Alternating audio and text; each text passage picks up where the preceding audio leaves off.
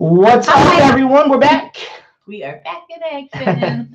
And we got the new little guy with us, but he's not here right now. He's upstairs. Someone's watching him. One of our friends is coming over to watch him for a little while. Stick around. He'll make a guest appearance. Yes, he will. We already told him you're going on YouTube at 2 weeks old. So we are glad to see you guys here. We're glad to be back. What's up, Kim? What's up, Petite CNG?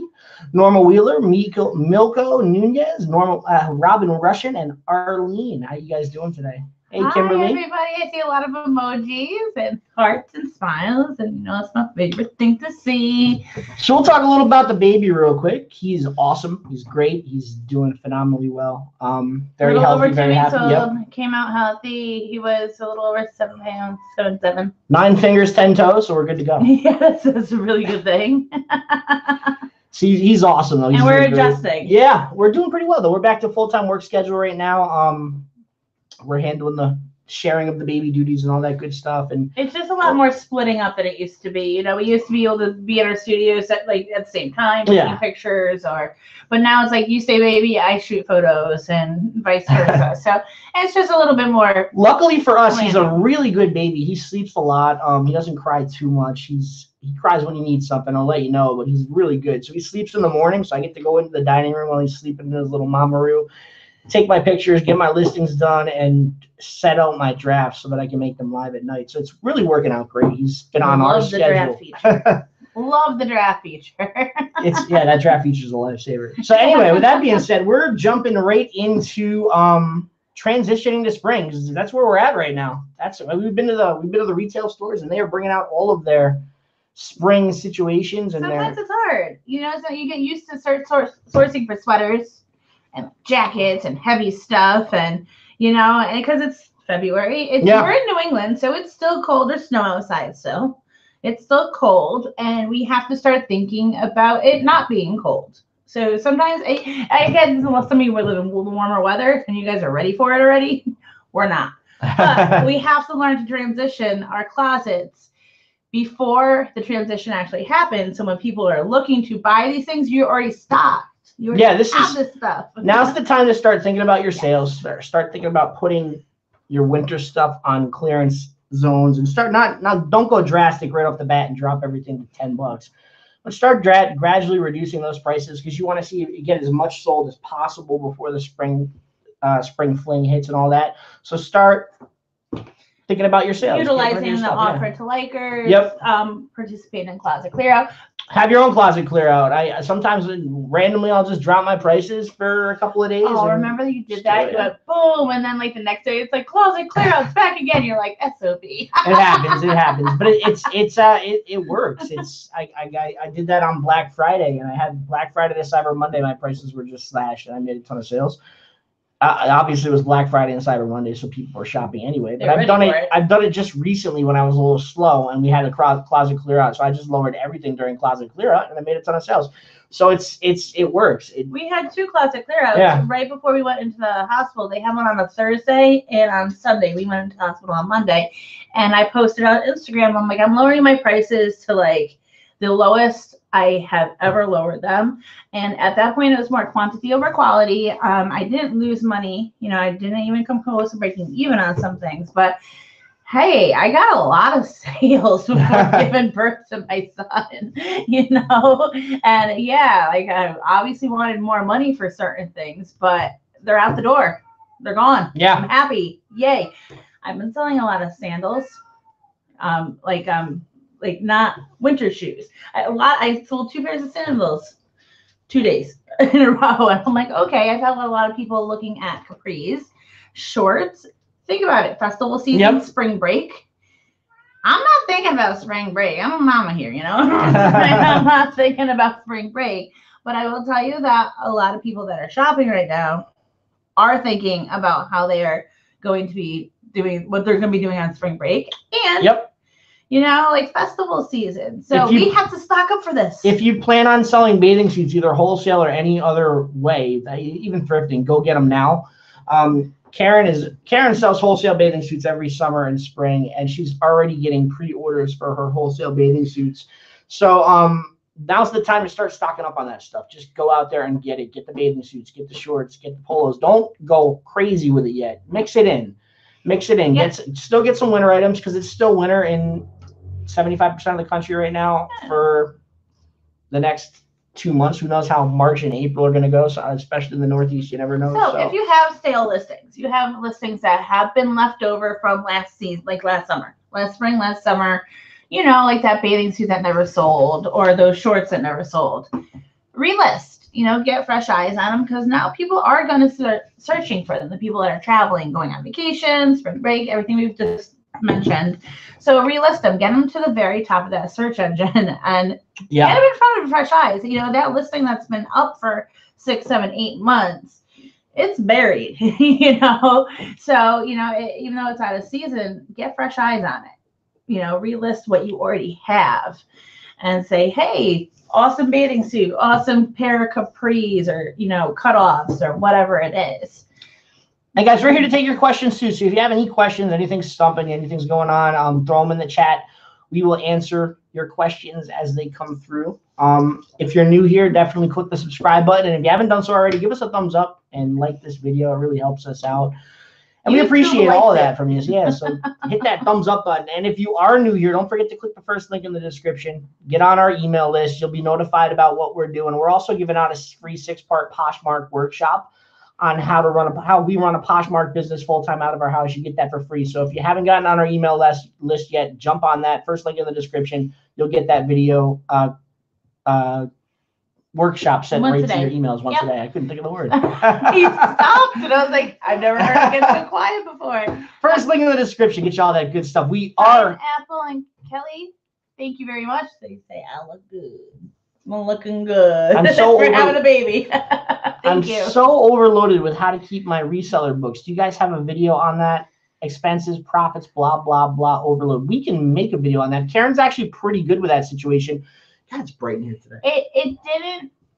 If you're in overload, is it still new to you? You know, in the beginning, when I was starting like bookkeeping, I had the same issue. I was like, oh my goodness, I didn't do last month, and you know, because it was just me. It was before Jay, you know, joined the party, and it was a little overwhelming, you know, especially if you're not doing it full time. And then when I went to transition into full time, I'm like, I need to get my stuff together, you know. And then being a business, our state requires us to file state taxes every month, so we can't not do. Yeah, we can put it off. We can put it off for like 3 months, but that's about it. We just, I mean, what we use? We use QuickBooks, right? Yeah. And we just enter our.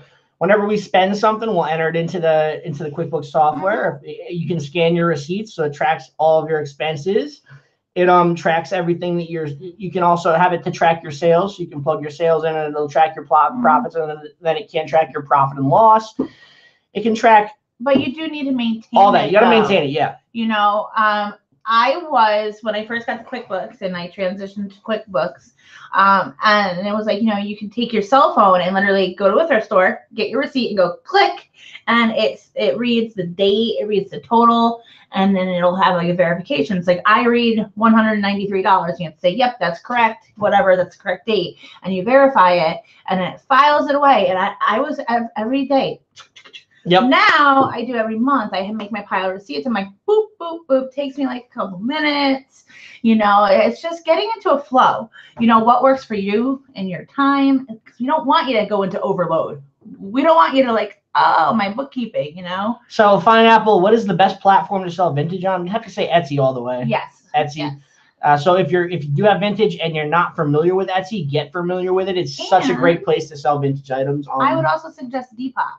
They have a very big, more like vintage retro, like newer vintage, like 80s. They love like the windbreakers and spell outs and stuff like that. Yep. But like hardcore vintage, like from the 50s, 60s, 70s, stuff like that, definitely Etsy. If it's more recent vintage, eBay's still fine for that. Like, you know, 90s and 2000s. I mean, 2000s is considered vintage now, isn't it? What is 20 years? 20 years, so it's almost considered vintage. One more year. It's crazy, right? 2000 is going to be vintage next year. I'm vintage. So that's nuts. But so the newer vintage, like those, you know, anything from the 90s and above would do well on all platforms. Yeah. You know, eBay is probably the best for that. But yeah, if you haven't looked at Depop too, I'm just browse around their top sellers and you'll get a really good idea about, you know, the kind of vintage that sells well there. Yeah. They can sell anything on it, like any kind of clothing on the Depop. But yeah, vintage is a very wide scope. So definitely look around at the different platforms. Those Etsy and Depop and eBay. So Penthouse and Pavement says, hi, I got banned from Poshmark, which is fine, but they took away all my access to my work. Any advice? So what work are you talking about, Penthouse and Pavement? Are you talking about like listings and stuff? Or maybe their numbers, like their bookkeeping. What's that? It's funny. Because you know how you get on a sales report? Is that what you're talking about? Like your actual numbers or your sales totals? So we're waiting for that. We'll get the CCG. So I got my first 1-star rating. What? I am new, but have top seller, all 5 stars so far. So that has me fuming. The person said my made wills weren't authentic and faded. Oh, I thought that was a question, but it's not. Well, that sucks. Well, no, it doesn't have to be a question. I have thousands of sales, and 1 stars happen. You have to learn to literally like brush it off your shoulder. If you're consistently getting poor ratings, you know, you're getting like 3 stars, 2 stars, 1 stars, you got to start looking at yourself and being like, what's up? But you said you had all 5 stars up until this point. You can't make everybody happy. Sometimes there's just some buyer's remorse. They might be looking to start trouble, or they just don't like it, or in their head it was something else. You can't please everyone. If you let this get to you, it's just, you're going to be miserable, you know, and then you might start affecting the rest of your sales. It happens. I got a 1 star the other day too, and it wasn't for no reason. It was the stupidest excuse. It was like, oh, I remember what it was. It was, there's dirt on the bottom of these shoes, and there was dirt on the bottom of shoes. Their shoes, they get dirty. What the hell? At least it wasn't on the top of the shoes. Like, that's where it belongs. I didn't, and I overlooked it. But all right, so Penthouse and Pavement got back to us. She says, or he says, photos, measurements, product research, and price discovery. Unfortunately, what happens with Poshmark is once you start posting to Poshmark's website or Poshmark's, they host your items for you. Those pictures become sort of property of Poshmark. So if you get shut down from Poshmark and you don't have backups to that stuff, you're not going to be able to retrieve it from Poshmark. So they're not going to let you back in to get your, because they're hosting your items. They're doing you a service by hosting your items. So it's technically their intellectual property. So I'm taking it by this comment that you don't have backups, that you might have taken the pictures in the app, because you can make a listing, an active listing with the camera in your phone. Right there, say boom, boom, boom, this is a shirt, yada, yada, you know, that might be what happened. Or you had uploaded your photos onto Poshmark and deleted them. That stinks. Yeah. Like, that really stinks. I wish there was better news we could tell you, but I mean, I go as far as, and it sounds like what she's saying is, I was attacked by a troll, by a troll. After no help, I fought back, and she got banned for that, or he got banned for that situation. So it's tough. You can appeal. I think your best bet too, try appealing to Poshmark. Highlight the thread that the troll was attacking you in, or whatever happened. Highlight those comments back and forth. Let them see what was going on, and then just to appeal to Poshmark and see if they'll reinstate you, because I'm sure, you know, with the right appeal, they'll get you back on Poshmark. But you know, we don't know exactly what I thought that means. So you know, you might not be able to win an appeal, because I don't know what that means. I mean, it means you fought back, but that's kind of vague too, you know.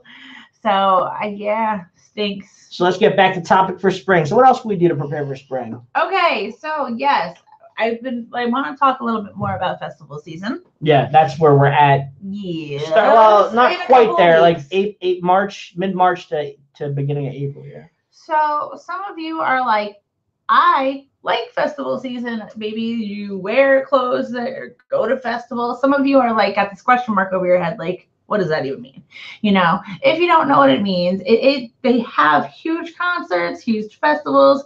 People go. Some of them are days long, like Coachella. Different parts of the country, you know, and people go all out. They dress up for them. They want to show their personal style. This could be something very simple. Gary, I'll get to that in 1 second, by the way. Outrageous. You have celebrities going to a lot of these festivals as well. And so there's different styles that go into festival season, you know. Fringe has been in the past couple of years. It's still supposed to be trending this year. You know, so just if you're like confused, Google it, you know, image search it, see what's up. So, because I'm a very visual person, telling me like, you know, I'd rather see it and then recreate it than just look at words. So yeah, people dress differently for these festivals. But if you have something that might be relevant, list it. Yeah. List it, get it up there. And you might want to drop that word hard in your listings. Your Keywords are searchable. You want to have those keywords in there. You want to have your title optimized for SEO. So those keywords like festival, clubwear, stuff like that. Party. I don't know. Just what other keywords would be good for that stuff? Yeah. Festival is huge. Yeah. Yeah, definitely. Party is one too. I just put a pair of patchwork jeans or reworked jeans. 4 pairs of Levi's went into the making of these jeans. And that has a lot of keywords spread out through that entire description that someone's saying, like, I want a pair of jeans for festival season. It's going to pop up. Yep. It's going to pop up right there. So see, Kimberly Robinson, I had a dress sell in 30 minutes by using Festival and Boho. That's a good keyword right there. Boho. See, that's another example. Boho is still pretty huge. There's a lot of millennials that go with the boho look, the bohemian look. But that's not every single person that walks into a festival. Yeah. It's not like a boho festival, So, even though that look is huge, yeah, use that word in your descriptions if you have boho.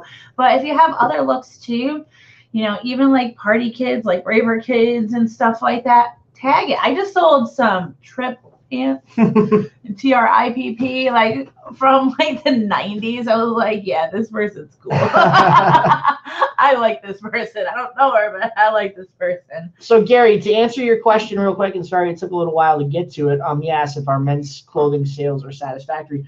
So I'm kind of a hard case study right now because for the past 3 weeks or so, we've been incapacitated, 1 week in the hospital, 1 week getting adjusted to the new baby, and the week before making preparations for the baby. So I haven't put in work, and my closet suffered because of that. Mm-hmm. I didn't put in as much work, and my closet suffered. We didn't go on vacation mode. But we didn't. But I had a full-time week this week, and just started back pretty much full-time this week, and already came up with about $430 worth of sales, which is pretty average for me on a weekly basis. I can push up upwards of 500, and that's what I'm shooting for. It's supplementary income to what Karen brings in with her closet when it's going at full force. So I think I'm back on par with what I should be doing. We'll see how the next couple of weeks go. We're here. We're here doing this. We are trying to juggle our new life with what we have been doing. And it took a little bit, It's not like I'm gonna have a baby and be like, full force. But yeah, this week we have gone like headstrong like a bull. We're gonna go hardcore and get back to where we were. Our listing numbers, everything. I think I've listed over almost 50 items this week, which is like a lot for me. But like I said, I went through that 2 closet clear outs right before the baby happened. So I was replacing listings and getting my numbers back up. So yeah, he sells when he works. Yeah, when I work. See, that's a great point. You put the effort in. You gotta put the work in. You can't just list a few things one day, go through 2 weeks without listing, and don't share anything and expect to get sales. Yeah. You got to put the work in. And I knew when I was getting ready to have this baby, and we were getting ready to have the baby, that we were gonna have a couple of weeks where we'd suffer in sales for a little while because we're just not doing it. We didn't bring our computers and tablets to the hospital to work in the hospital beds and all that. And no, but I thought after we checked in, I got 2 sales.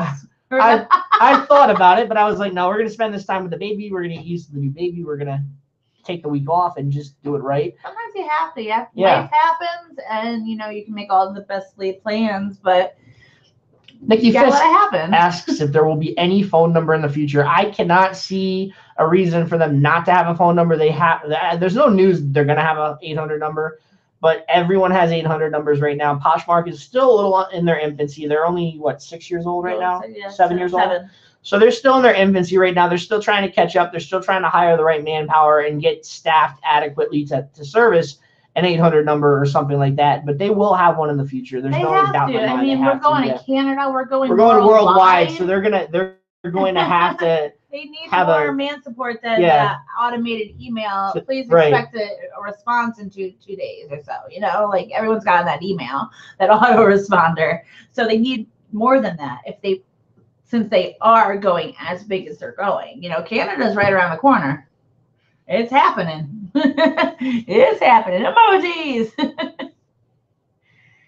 So, Rob says, "Oh man, you actually have to do something to make money." That's the emojis. Yes, you do. have you ever noticed that the tracking information for Poshmark seems to take a little longer to update than other platforms like eBay? Yeah. Well, I've noticed like eBay, like sometimes it tracks when I print the label. I don't know if it's a fluke or maybe I'm like imagining it. But yeah, so it depends on how you ship. Scheduling a pickup.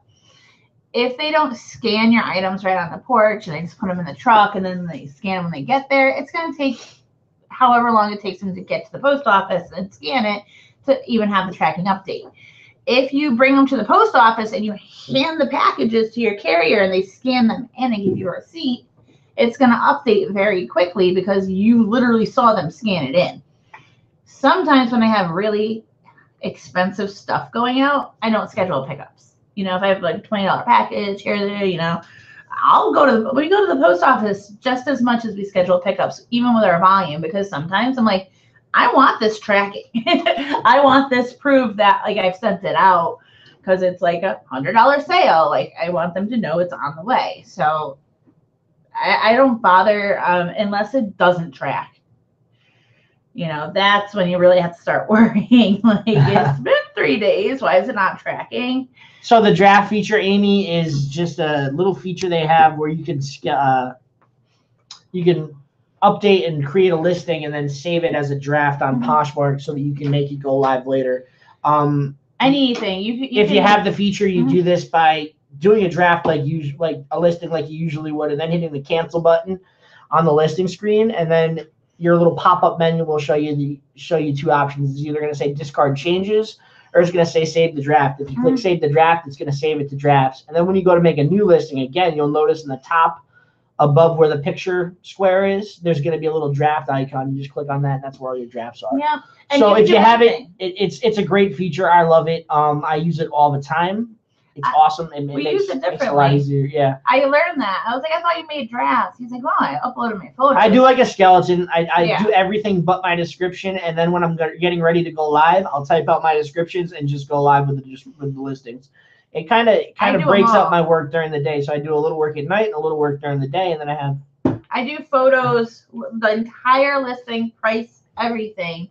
Sometimes I might go back and add the price, but I'll do everything. Yeah. So all I have to do is say next list, next list. And so when like the other day he's like, oh, I did my drafts for the day. I was like, oh, good, that was early, cool, And then he was like typing. I'm like, I think we're done. Like I didn't realize that we worked differently with the new feature, but hey, what works for you doesn't work for me, and vice versa. I love it though. I love my draft feature. Yeah, you gotta read those little pop-up icons, and they'll tell you everything you need to know. Yeah, I've heard some people. Brittany doesn't have it yet. The draft feature. It's crazy. It's been out for at least like a month and a half. Like I can't really remember, but that's nuts. That's like a long time to like slowly roll out. But other things, when they come out with it, happen so quickly. So pick and roll. In a party, is it better to share 3 to 4 items, wait 10 minutes, then share 3 to 4 more items, and so on, or just share everything except applicable? So I have a different frame of thought on this than Karen does probably, but I just share everything that'll go to a party, to that party, just all at once. You used to do it the other way though, when you were still newer to Poshmark. I remember you would take breaks and share a few things, and then take a break and share a few things. And the reason you want to do that, newer to Poshmark, I would share. I didn't know that you could only share to a party once. In my infancy, we've all been there. Yep. I thought I would go to the 10 p.m. party, 10 p.m. here, and I would share my whole closet, and then I would share from the party, and then at 11 o'clock I would share my whole closet, and then I would share from the party, and then at like 11:45 I would share my whole closet. In my head, I was thinking I got 3 closets. Yeah, but she didn't. Right. Oh, that's what you're doing. Okay. Yeah. But I can see the benefit to doing 3 or 4 items and waiting a little while and sharing some other people's items and sharing more of yours. You're going to get your stuff spread out throughout the whole party that way. So it's gonna.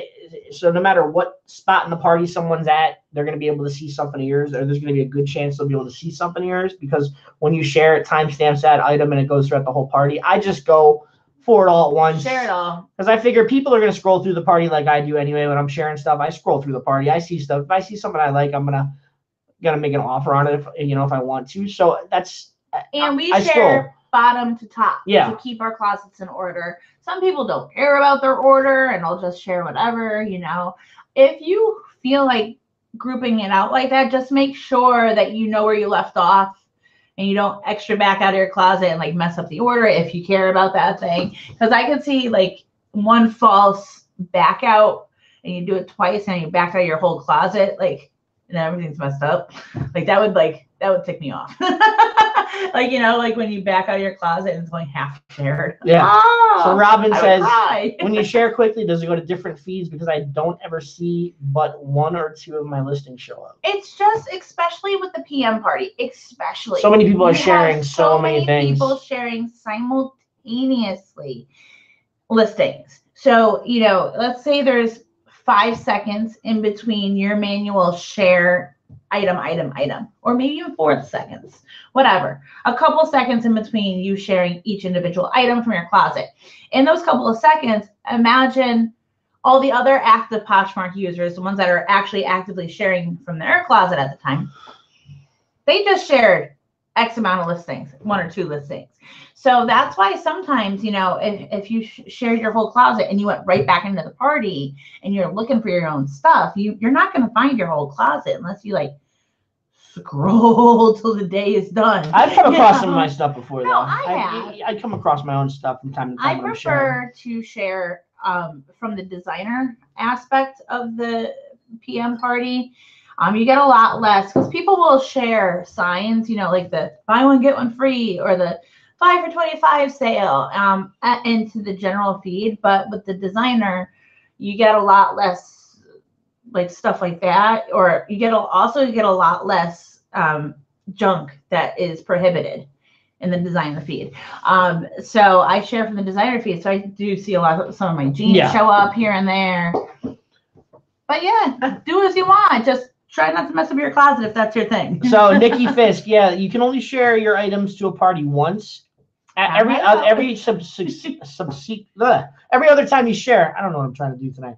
Every other time you share an item to that party that you've already shared to that party once, it's just going to go to your followers. Yep. So you can still do it, and it's still going to go out to your followers, and people are still going to see it, but it's not going to go to that party again. Mm-hmm.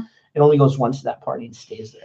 So I forgot to tell you guys before we started this show, we're only doing a half hour from now on, just because of the baby, and we got to do stuff with the baby too and all that. We usually do hours.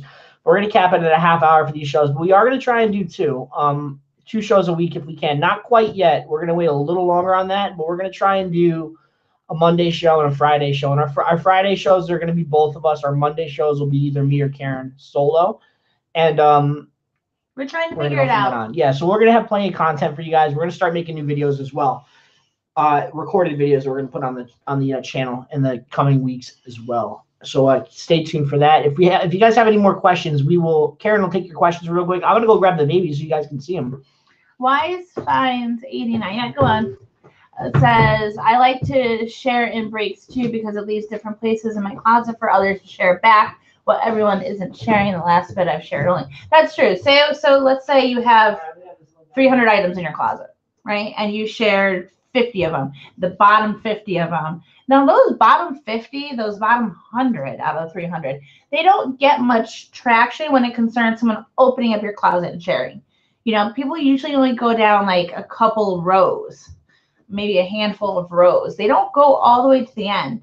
If they're there to shop and not to share, they're using their filters. So by pausing, you give those right now at the top of your closet, get more sharing from other people. Oh, baby. There's the little guy. Let's get him up here. Oh, he's like, what are you doing, Daddy? Say hi to Tiberius. Oh, he's like, no. Get his head up.